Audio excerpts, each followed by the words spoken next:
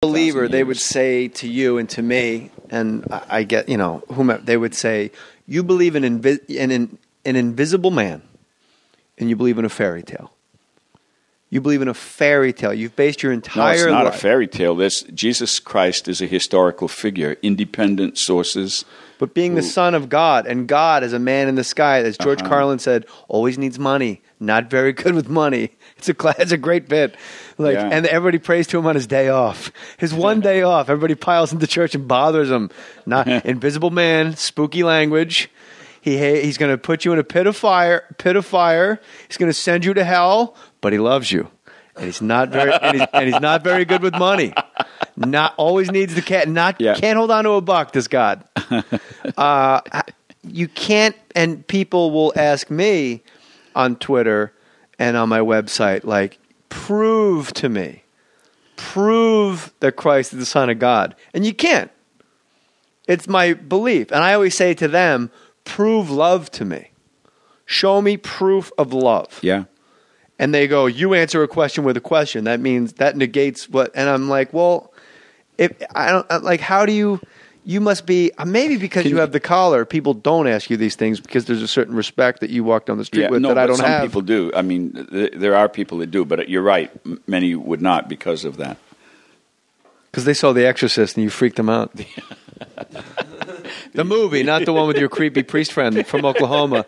And who knew that Oklahoma was the hub for exorcism priests? This guy should be in Manhattan where all the bad stuff's happening. Here's something else. South Beach. The first year that I was a priest, I was living in Bridgeport, Connecticut, and just 2 streets away from us, there was a little girl. This is personal witness. There was a little girl that, things were flying around in the room as like poltergeists and all of that. I don't know. You heard this or you saw it? No, I saw it. They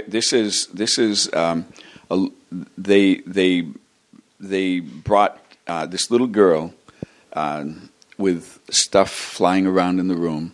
They called the EMTs and the fire department, and 4 grown men tried to pick this little girl up off the floor and could not pick her up. You saw this with your eyes? I did not. I can't say that I actually saw it, but people right around it saw it. I was not inside the house, but they're coming out saying this is incredible.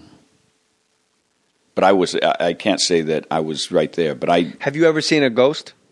No. Me neither. No. I felt them. The Comedy Store is haunted. Yeah.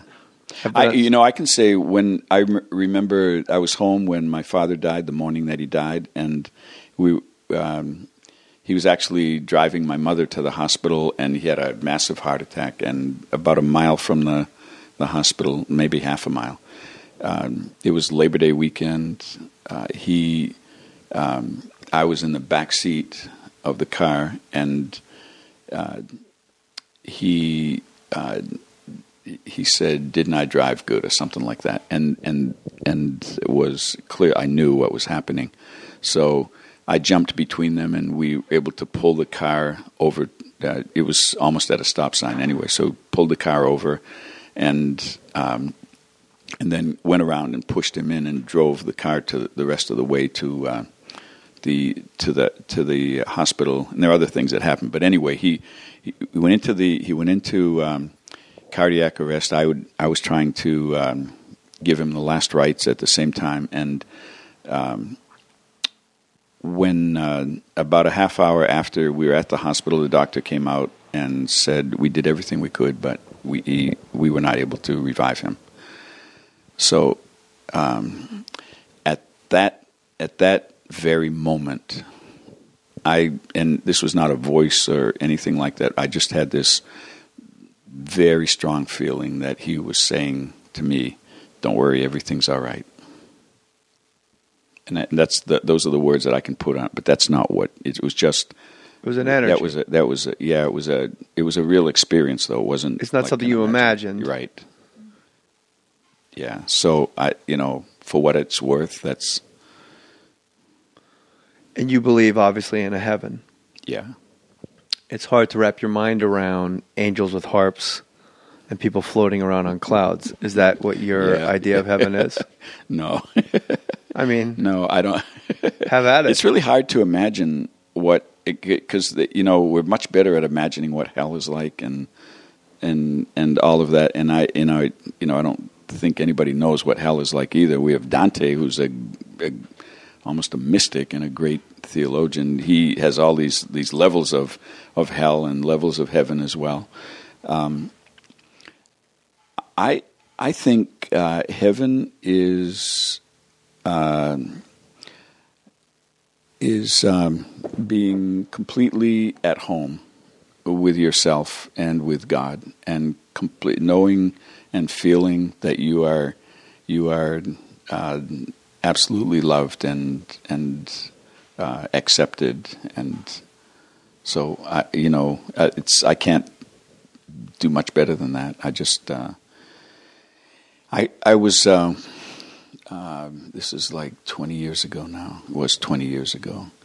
I was at the bedside of a man who was clearly dying his daughter. I had anointed him before, and that's like saying prayers with him, and it's a sacrament. And he got out of the hospital, but 2 weeks later he was back in. His daughter called, said, "Dad's dying. Would you please come with us again?"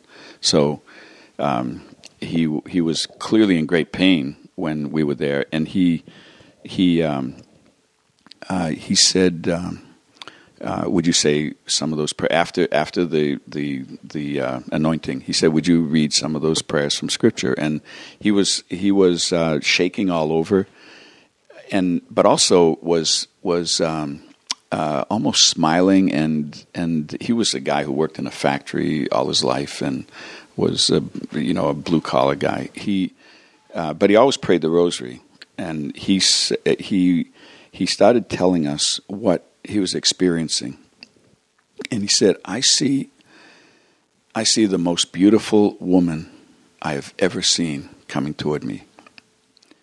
And then he said there are other people with her too, and he just was he had a big smile on his face, and his daughter did something wonderful. She reached over and she touched him on the arm, and she said, "Dad, we know you're going on to something wonderful. Go ahead, go, and don't worry about us. We'll be fine."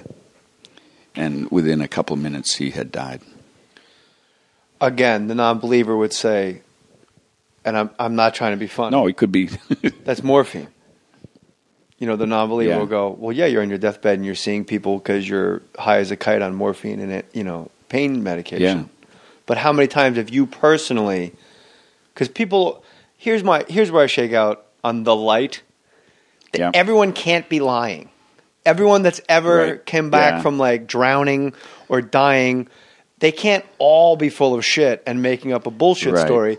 If 1% of them are true, there's something extraordinary happening out of reach of us. Now, and there may be a way to explain it, physically and all of that, but still, I was struck by Bill Gates, who I don't think was particularly believer or smart. All that. Bill Gates? I'm sorry, not Bill Gates. Steve Jobs. I was being a jerk. I didn't believe he was particularly, and I said smart. I was being a complete creep. Right. Steve Jobs, when he was dying, they said the last words he said were, "Wow, wow, wow." And who knows what that meant? Somebody was standing on his foot. Wow, wow. What he couldn't say, because he was ravaged by cancer, was, "Wow, get off my foot." What kind of person does this in a hospital? I had a dream. My grandfather, my mother's father, was my hero. Truly, probably the man I was ever closest to. Because he was a patriarch, but he was also, we were like best friends. And he was very sick for a long time. And then I was with him when my cousin died. My cousin Willy died. He got killed by a drunk driver when he was 21, a little bit before his 21st birthday. And he lived in a motorhome by choice, my grandfather. And I remember I was in the motorhome, and to see your grandfather take a knee nobody should see that. Like the strongest man to get on his knees wailing because one of his grandsons were killed. You're not supposed to bury your kids or your for that matter. And I remember after he died, I had a dream that he was in a room down a hallway. And I looked and I thought, that's him, you know. Oh my God, Rhett, Maurice Ferguson. And I said, that's him. And I made my way towards the room. And it was just from very far away. It was just a very gentle room. It was just a room of calm and gentle. And he was sort of sitting on the edge of a bed. And then I walked towards the room. It'd be like down the hallway of a hotel, and he was in the last room at the end. But the hallway was like an Embassy Suites, where it's like a square where it goes all the way around when you walk. Leave it to me to have like a beautiful heaven dream and work in the Embassy Suites. They might want to sponsor the podcast at some point, you know? That might have clinched it. So I see Red sitting on a bed in his like clothes, obviously dressed how I remember him. And then I just went and I said, I didn't say it on purpose. In my dream, I said, are you ready? And he stood up. He goes, yeah, I'm ready. And he came out of the room and walked toward me and down the hallway like an L shape. So I walked down one end, and then he came out of the room and went, you know, he made a right and went down. And as it was just blindingly bright, but as he went towards the light away from me, like the MasterCard logo, those two circles together, he and I, the further he went away, the more our two circles went together. And it was just a weird, like I could feel it right now. It was just it was like an imprint. And the more he went into that light, the more like he just got, like how you put leaves in a book. Yeah. That got pushed into my sternum and my back. And I thought, when I woke up, there was some, I believe to this day, there was some hiccup because he didn't believe in heaven. I interviewed him before he died, and I lost the tapes, of course, because it would have been fascinating. He goes, you step on an ant, it dies. You know, there's no heaven for ants or for dead dogs all over the place. But I really like woke up from that dream going, oh, he's in. He made it. He's like, I've never had anything like that happen. But how many people have you personally, you, not a guy, not outside the house, have you see the light, come back, tell you about the light, and then go back around? And not very many. I'm kind of a lousy answer, Father Willie. It's really teed you up there for JJ thousands of times. I've seen so many people touch the Lord, stroke his long, white, flowing beard. You know, when I was an altar boy, I remember after I think it was Easter Sunday, it was a very big ceremony, and this elderly man coming out of church, people walking all around him, fell down on the floor, and the priest went over and started, with all of his vestments on and everything, was speaking into his ear and then listening to him, and you know, it was that's really imprinted in my mind that this guy was so lucky that he just finished Mass and he's coming out and he's going right to heaven. So it is like door-to-door service. Yeah.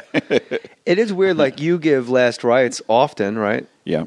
And I thought, wow, that's got to be the worst part about being a priest. But then we try not to call them last rites anymore because it's the sacrament of healing, and a lot of times people get better, and you know. Yeah, and they get scared. My grandma's been given last rites like 16 times. They got they just do the drive-by version at this point. The guy just hauls up the 101 and just yells at Canoga. But then I thought, well, I'm going to call it last rites for the sake of the listeners. Okay, I can't drop new verbiage on them. But I always thought that's got to be the worst part about being a priest is funerals, whatever. I mean, the person's dead, nothing you can do.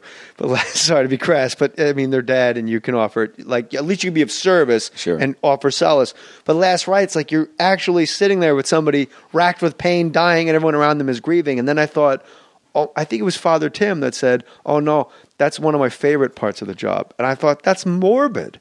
And he goes, no, I get to hand them over. Right.